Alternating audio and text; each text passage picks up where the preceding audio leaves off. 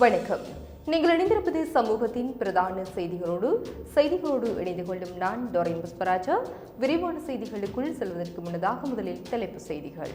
இன்று நள்ளிரவு முதல் அதிகரிக்கும் பால் சார்ந்த உணவுகளின் விலைகள், அரிசிக்கும் கடும் தட்டுப்பாடு. எரிபொருள் விலையில் இன்று திருத்தமா? வெளியான தகவல். உள்ளூராட்சி மன்ற தேர்தலுக்கான அஞ்சல் மூல வாக்குப்பதிவு தொடர்பான அறிவித்தல். சிஐடியில் ஆஜரான முன்னாள் பொது பாதுகாப்பு அமைச்சர். எமது உரிமையை பறிக்க முற்பட்டால் ஆயிரக்கணக்கான மக்களை கொழும்பில் ஒன்று சேர்ப்போம், முஜிபுர் எச்சரிக்கை. நாளை சில பாடசாலைகளுக்கு விசேட விடுமுறை. கொழும்பின் பல இடங்களில் திடீர் நீர்வெட்டு.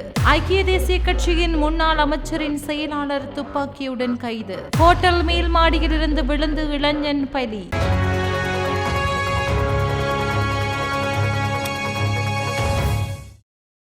பால்மாவின் விலை அதிகரிப்பால் பால் தேநீர் உட்பட பால் சார்ந்து உணவுப் பொருட்களின் விலை இன்று நள்ளிரவு முதல் அதிகரிக்கப்பட்டுள்ளது.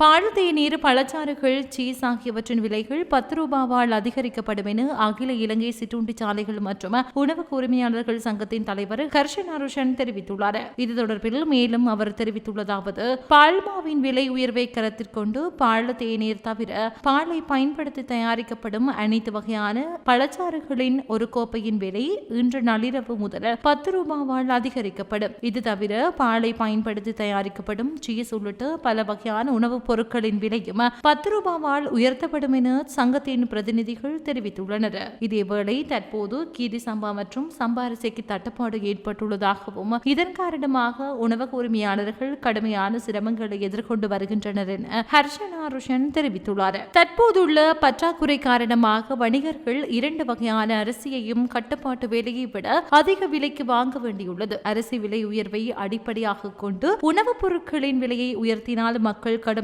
சிரமங்களை எதிர்கொள்வார்கள் என்பதனால் உணவுப் பொருட்களின் விலையை உயர்த்த மாட்டோம். அரிசி பற்றாக்குறை மற்றும் அதிக விலைக்கு விற்பனை செய்வது குறித்து நுகர்வோர் விவகார அதிகார சபை தகவல் தெரிவிக்க நடவடிக்கை எடுத்துள்ளது என்றார்.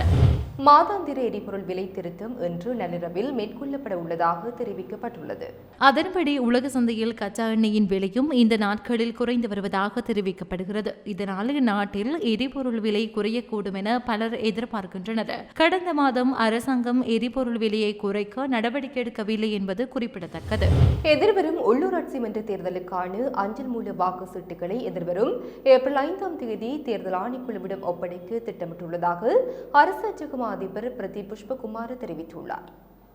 உள்ளூராட்சி மன்ற தேர்தலுக்கான அஞ்சல் மூல வாக்குப்பதிவு எதிர்வரும் ஏப்ரல் மாதம் 22, 23 மற்றும் 24 ஆகிய திகதிகளில் நடைபெறவுள்ளது. குறித்த நாட்களில் வாக்களிக்க முடியாத அரசு பணியாளர்களுக்காக ஏப்ரல் மாதம் 28ஆம் திகதி மற்றும் 29ஆம் திகதி ஆகிய திகதிகள் மேலதிக நாட்களாக ஒதுக்கப்பட்டுள்ளன. இந்த நிலையில் அஞ்சல் மூல வாக்குச்சீட்டுகளை அச்சிடும் பணிகளுக்கு முன்னுரிமை அளிக்கப்பட்டுள்ளது. அதற்கமைய தேர்தல்கள் தொடர்பான அச்சிடல் பணிகள் நிறைவடையும் வரையில் அரசாங்க அச்சக திணைக்கள பணியாளர்கள் விடுமுறைகளை ரத்து செய்வதற்கான உள்ளக சுற்று நிரூபம் ஒன்று வெளியிடப்பட்டுள்ளதாகவும் அரசு அச்சகமா அதிபர் பிரதீப் புஷ்பகுமார் தெரிவித்துள்ளார்.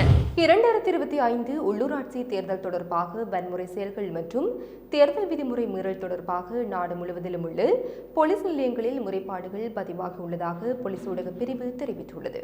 அதன்படி நேற்று களுத்துறை போலீஸ் பிரிவில் உள்ள அங்கலவத்த போலீஸ் நிலையத்தில் மிரட்டல்களுடன் தாக்குதல் நடத்த முயற்சித்ததாக முறைப்பாடு அளிக்கப்பட்டது. மேலும் இது குறித்து அங்கலவத்த போலீசார் மேலதிக விசாரணைகளை மேற்கொண்டு வருகின்றனர். இதற்கிடையில் தேர்தல் விதிமுறைகளை மீறிய குற்றச்சாட்டு தொடர்பில் 5 முறைப்பாடுகள் பதிவாகியுள்ளன. தலாத்து ஓய, தனமல்வில, அழுத்கம, மாத்தலை மற்றும் கலேவல ஆகிய போலீஸ் பிரிவுகளில் இருந்து இந்த முறைப்பாடுகள் பதிவாகியுள்ளன. முன்னாள் பொது பாதுகாப்பு அமைச்சர் டிரானலஸ் இன்று காலை குற்றப்புலனாய்வு பிரிவில் முன்னிலையாகியுள்ளார். 2023ஆம் ஆண்டு மாத்தறை வெலிகமவில் உள்ள ஒரு ஹோட்டலுக்கு அருகில் நடந்த துப்பாக்கிச் சூட்டு சம்பவத்தின் போது கொழும்பு குற்றப்பிரிவில் பணியாற்றிய ஒரு போலீஸ் உத்தியோகத்தர் இறந்தமை தொடர்பாக வாக்குமூலம் பதிவு செய்வதற்காக இன்று முன்னிலையாகினார். இந்த சம்பவம் தொடர்பாக வாக்குமூலம் பதிவு செய்ய முன்னாள் அமைச்சருக்கு அழைப்பு விடுக்கப்பட்டதாக நேற்றைய தினம் குற்றப்புலனாய்வு பிரிவின் மூத்த அதிகாரி ஒருவர் உறுதிப்படுத்தினார். வழக்கு தொடர்பான விவரங்கள் முன்னாள் அமைச்சருக்கு தெரிந்திருக்கலாம் என்ற சந்தேகத்தின் காரணமாக இந்த வாக்குமூலம் பதிவு செய்யப்படுவதாக அந்த அதிகாரி மேலும் சுட்டிக்காட்டினார். இதேவேளை இந்த சம்பவம் தொடர்பாக தேசபந்து தென்னகோன் உள்ளிட்ட 8 பேர் கைது செய்யப்பட்டுள்ளமை குறிப்பிடத்தக்கது. ஜனாதிபதி அனுரகுமார திசாநாயக்கவின் அரசாங்கம் இஸ்ரேலுக்கு ஆதரவாக இருக்கட்டும், அதில் எங்களுக்கு பிரச்சனை இல்லை. ஆனால் பலஸ்தீனர்களுக்காக குரல் கொடுக்கும் எமது உரிமையை பறிக்க முற்பட்டால் ஆயிரக்கணக்கான மக்களை கொழும்பு நகரில் ஒன்று சேர்ப்போம் என ஐக்கிய மக்கள் சக்தி பாராளுமன்ற உறுப்பினர் முஜிபுர் ரஹ்மான் தெரிவித்தார்.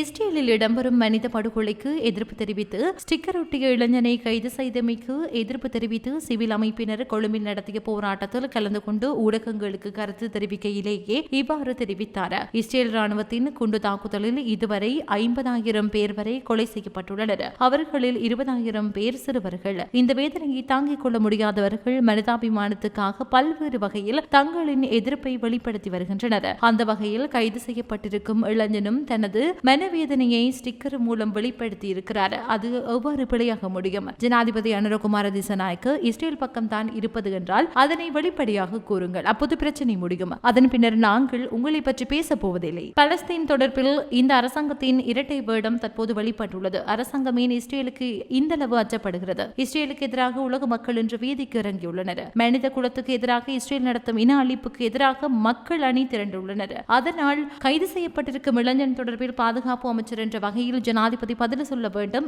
இதில் இருந்து தப்பிச் செல்ல முடியாது. இஸ்ரேலுக்கு எதிராக நாங்கள் நாடு பூராகவும் தொடர்ந்தும் ஸ்டிக்கர் ஒட்டுவோம், சுவரொட்டிகளையும் ஒட்டுவோம். அனுரகுமாரவின் அரசாங்கத்துக்கு முடிந்தால் அதனை கலட்டி பார்க்கட்டும். இந்த வாகனத்திலும் நான் ஸ்டிக்கர் ஒட்டுவேன் என்றார். நோன்பு பெருநாளை ஒட்டி நாடளாவிய ரீதியில் உள்ள அனைத்து முஸ்லிம் பாடசாலைகளுக்கும் நாளை விடுமுறை வழங்கப்பட்டுள்ளது. குறித்த விடயம் கல்வி அமைச்சு வெளியிட்டுள்ள ஊடக அறிக்கையில் தெரிவிக்கப்பட்டுள்ளது. நோன்பு பெருநாளுக்காக இன்று ஏற்கனவே விடுமுறை வழங்கப்பட்டிருக்கும் நிலையில் நாளையும் விடுமுறை வழங்கப்பட்டுள்ளதாக அறிக்கையில் தெரிவிக்கப்பட்டுள்ளது. இதற்கான பதில் கற்பித்தல் நடவடிக்கைகள் தொடர்பில் பின்னர் அறிவிக்கப்படும் என கல்வி அமைச்சு அறிவித்துள்ளது. கொழும்பு நகரின் பல இடங்களில் திடீர் நீர்வெட்டு இடம்பெற்றுள்ளதால் மக்கள் பெரிதும் அவதிக்கு உள்ளாகியுள்ளனர். புதுக்கடை பாபர் வீதி, ஆட்டுப்பட்டி தெரு, விவேகானந்த மேடு, பழைய சோனக தெரு மற்றும் அதனை அண்டிய பகுதிகளில் நீர்வெட்டு இடம்பெற்றுள்ளது. இந்த பகுதிகளில் வாழும் இஸ்லாமியர்கள் பெருநாள் தினத்தில் பெரும் சிரமங்களை எதிர்கொண்டுள்ளனர். ஹெலிகாஸ் பார்க் நீர்த்தாங்கியில் குறைந்தளவு நீர் மட்டுமே இருப்பதனால் இந்த நிலை ஏற்பட்டுள்ளதாக அறிவிக்கப்பட்டுள்ளது. தந்தை செல்வா என அறியப்படும் இலங்கை தமிழரசு கட்சியின் ஸ்தாபக தலைவர் சாமுவேல் ஜேம்ஸ் வேலுப்பிள்ளை செல்வநாயகத்தின் 127வது ஜனன தினம் இன்று பல்வேறு இடங்களிலும் நினைவு கூறப்படுகின்றது. இந்த நிலையில் இலங்கை தமிழரசு கட்சியின் வன்னி மாவட்ட நாடாளுமன்ற உறுப்பினரும் இலங்கை தமிழரசு கட்சியின் முல்லைத்தீவு மாவட்ட செயலாளருமான துரைராசா ரவிகரன் தமிழரசு கட்சியின் ஸ்தாபக தலைவர் தந்தை செல்வாவுக்கு யாழ்ப்பாணத்தில் அமைந்துள்ள தந்தை செல்வா நினைவிடத்தில் மலர் தூவி அஞ்சலிகளை மேற்கொண்டார். குறித்த அஞ்சலியில் இலங்கை தமிழரசு கட்சியின் முல்லைத்தீவு மாவட்ட பிரதிநிதிகள் சிலரும் கலந்து கொண்டிருந்தமை குறிப்பிடத்தக்கது. இதேவேளை தந்தை செல்வாவின் 127வது ஜனன தினம் வவுனியா பிரதான மணிக்கூட்டு கோபுர சந்திக்கு அருகில் அமைந்துள்ள தந்தை செல்வா நினைவு தூபியில் இன்று காலை இடம்பெற்றது. இதன்போது தமிழரசு கட்சி வவுனியா மாவட்ட உறுப்பினர்கள், ஆதரவாளர்கள், பொதுமக்கள் என பலரும் கலந்து கொண்டு அன்னாரது நினைவு தூபிக்கு மலர் மாலை அணிவித்து நினைவஞ்சலி செலுத்தினர். செல்வா தொடர்பான நினைவுரையினை கட்சியின் சிரேஷ்ட உறுப்பினர் நா. சேனாந்தராஜா நிகழ்த்தியிருந்தார். நாடளாவிய ரீதியில் தற்போது குளுக்கோமா எனப்படும் கண் அழுத்த நோயினால் பாதிக்கப்படுபவர்களின் எண்ணிக்கை 3.8% உயர்வடைந்துள்ளதாக கண் சத்திர சிகிச்சை வைத்தியர்கள் சங்கம் தெரிவித்துள்ளது. ஆரம்பத்திலேயே இந்த குளுக்கோமா நோயை கட்டுப்படுத்த வேண்டும். உரிய சிகிச்சையை பெறாவிடின் இறுதியில் பார்வையை இழக்க நேரிடும் எனவும் தெரிவிக்கப்பட்டுள்ளது. 40 வயதை கடந்தவர்களே இந்த நோயினால் அதிகம் பாதிக்கப்படுவதாக தெரிவிக்கப்பட்டுள்ளது. இவ்வாறு ஒருவருக்கு நோய் அறிகுறிகள் தென்பட்டால் அவர் உடனே கண் சிகிச்சை வைத்தியரை நாடி சிகிச்சை பெற்றுக் கொள்ள வேண்டும் என கண் சத்திர சிகிச்சை வைத்தியர்கள் சங்கம் தெரிவித்துள்ளது. ஐக்கிய தேசிய கட்சியின் முன்னாள் அமைச்சர் ஒருவரின் செயலாளர் என கூறிக்கொண்ட ஒருவர் துப்பாக்கியுடன் முள்ளேறிய போலீசாரால் கைது செய்யப்பட்டுள்ளார். முள்ளேரியா போலீசாருக்கு கிடைத்த தகவலின் பேரில் முள்ளேரியா பிரதேசத்தில் சந்தேகத்திற்கிடமான முறையில் பயணித்த கார் ஒன்றில் மேற்கொள்ளப்பட்ட சோதனையில் சந்தேக நபர் கைது செய்யப்பட்டுள்ளார். சோதனை நடவடிக்கையின் போது சந்தேக நபர் மதுபோதையில் இருந்துள்ளதாகவும் காரில் இருந்து துப்பாக்கி ஒன்றும் கைப்பற்றப்பட்டதாக போலீசார் தெரிவித்தனர். கைது செய்யப்பட்ட சந்தேக நபர் அங்கொடை பிரதேசத்தில் வசிக்கும் 52 வயதுடையவர் ஆவார். அனுமதி பத்திரமின்றி துப்பாக்கியை வைத்திருந்தமை மற்றும் மதுபோதையில் வாகனம் செலுத்தியமைக்காக காரின் சாரதி கைது செய்யப்பட்டதாக போலீசார் தெரிவித்தனர். ட்ரையல் டிக்கெட்டுகளை இணையத்தில் வெளிநாட்டவர்களுக்கு அதிக விலைக்கு விற்பனை செய்து மோசடியை நடத்தி வந்த நபர் ஒருவர் ரயில்வே பாதுகாப்பு அதிகாரிகளால் பிடிக்கப்பட்டு கண்டி சுற்றுலா போலீசாரிடம் ஒப்படைக்கப்பட்டுள்ளார். கொழும்பிலிருந்து பதுளை செல்லும் உதரமெனிக்கே ரயில் டிக்கெட்டுகளை அவர் இவ்வாறு விற்பனை செய்து வந்துள்ளார். 1200 ரூபாய் பெறுமதியான பயணச்சீட்டை வெளிநாட்டு சுற்றுலா பயணிகளுக்கு 13,000 ரூபாவுக்கு குறித்த நபர் விற்பனை செய்தது விசாரணையில் தெரிய வந்துள்ளது. குறித்த நபர் கடந்த 5 மாதங்களில் 92 தடவைகள் தேசிய அடையாள அட்டையை பயன்படுத்தி ரயில் பயணச்சீட்டுகளை முன்பதிவு செய்துள்ளார். மேலும் ஏனையவர்களின் தேசிய அடையாள அட்டைகளை பயன்படுத்தி ரயில் பயணச்சீட்டுகளை கொள்வனவு செய்துள்ளதாகவும் ரயில்வே பாதுகாப்பு அதிகாரிகள் மேற்கொண்ட விசாரணையில் தெரிய வந்துள்ளது. மட்டக்களப்பு மாவட்டத்தின் வாழைச்சேனை போலீஸ் பிரிவுக்கு உட்பட்டு தியாவட்டவான் பகுதியில் நேற்று 4 கஜமுத்துக்களுடன் இருவர் விசேட அதிரடிப்படையினரால் கைது செய்யப்பட்டுள்ளனர். வாழைச்சேனை காவத்தை முனையில் உள்ள விசேட அதிரடிப்படையினருக்கு கிடைக்கப்பட்ட தகவலின் அடிப்படையில் இவர்கள் கைது செய்யப்பட்டுள்ளனர். இதன்போது மூதூர் ஆலிம் நகர் பகுதியைச் சேர்ந்த முகமது புகாரி, முகமது சியாம் ஆகிய இருவரை கைது செய்யப்பட்டுள்ளனர். இதன்போது 4 கஜமுத்துக்கள் மீட்கப்பட்டதுடன் கைது செய்யப்பட்ட நபர்களும் கஜமுத்துக்களும் வாழைச்சேனை போலீஸ் நிலையத்தில் ஒப்படைக்கப்பட்டுள்ளது. இது தொடர்பான மேலதிக விசாரணைகளை வாழைச்சேனை போலீசார் முன்னெடுத்து வருகின்றனர். கொழும்பில் அமைக்கப்பட்டுள்ள உயரமான கட்டடங்கள் நிலநடுக்கங்களிலிருந்து தாங்கும் சக்தி கொண்டது. ஏனெனில் அதிநவீன தொழில்நுட்பத்தை பயன்படுத்தி கட்டப்பட்டுள்ளது என்று நில அதிர்வு நிபுணர் ஒருவர் தெரிவித்துள்ளார். இது தொடர்பில் புவியியல் ஆய்வு மற்றும் சுரங்க பணியகத்தின் அதிகாரி ஒருவர் கூறுகையில், இலங்கை அனுபவித்த அதிகபட்ச நிலநடுக்கம் சுமார் 3.5 ரெக்டர் அளவிலான நிலநடுக்கங்களாகும். இது எந்த தாக்கத்தையும் சேதத்தையும் ஏற்படுத்தாது. இருப்பினும் தற்போது கட்டப்பட்டு வரும் மற்றும் சமீபத்திய காலங்களில் கட்டப்பட்ட அனைத்து நவீன வானிலாவிய கட்டடங்களும் மிதமான அளவிலான நிலநடுக்கத்தை தாங்கும் வகையில் கட்டமைப்பு தொழில்நுட்பத்தை பயன்படுத்தி கட்டப்பட்டுள்ளன. சர்வதேச கட்டுமான தரம் கொண்ட நிலநடுக்க எதிர்ப்பு தொழில்நுட்பம் இப்போது இலங்கையில் பின்பற்றப்படுகிறது. மேலும் நகரத்தை தாக்கும் பாரிய நிலநடுக்கத்தில் கூட கொழும்பு வானளாவிய கட்டடங்கள் தாங்கும் வசதி கொண்டவையாக உள்ளன என நில அதிர்வு நிபுணர் தெரிவித்துள்ளார். கொழும்பில் உள்ள பிரபல ஹோட்டல் ஒன்றின் 31வது மாடியில் இருந்து விழுந்து இளைஞர் ஒருவர் உயிரிழந்துள்ளார்.